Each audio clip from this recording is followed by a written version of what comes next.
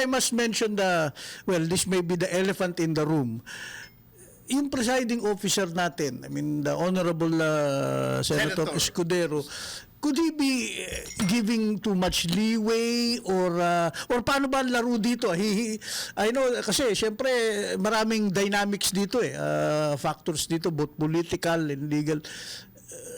Hindi ba factor to? Oh, factor yan. Kaya nga importante. Masyadong maluwag o later na siya magsisikip, hindi ko alam. Paano ba to? Well, sa tingin ko naman, in fairness to presiding officer Cheese, so far, hindi naman siya 100% tama. Pero I would say a majority of it, I would say 80-90% of it, mukha namang patas yung kanyang sinasabi.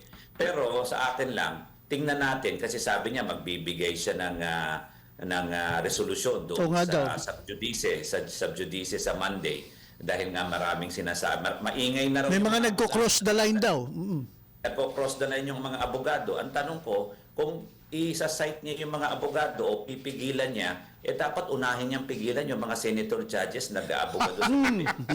Mauna dapat yun kasi sila dapat neutral At saka yung mga nag-i-splice sa Facebook, dapat wala na ho yun. Tsaka bakit may individual, lahat ng senator judges, meron pa silang individual time na pwede mag-comment Hindi ba pampatagal lang yun? Pwede talaga yun na Conrad, Sir Conrad. Kasi nga, yun na ho ang yun ho ang yung sistema natin na meron tayong 24 judges. At this point, meron tayong 21. Actually, 20 na lang. Kasi yung isa daw lumipad, nagkasakit. Ewan ko lang kung babalik. So, 20 na lang ang judges dyan. Pero, since sila senator judges, sila ay may karapatan mag-clarify. Pero yun nga ang pinapaalala ko. Yung allotted time? Maski walang katuturan ay marami talaga kasi hindi naman dapat sila mag-argue. Hindi sila dapat mag-manifest. Yun ang papatagal, Atty. Howie. Papatagal kasi yung kwento, paakyat pa ng bundok sa NPA. Aray ko po.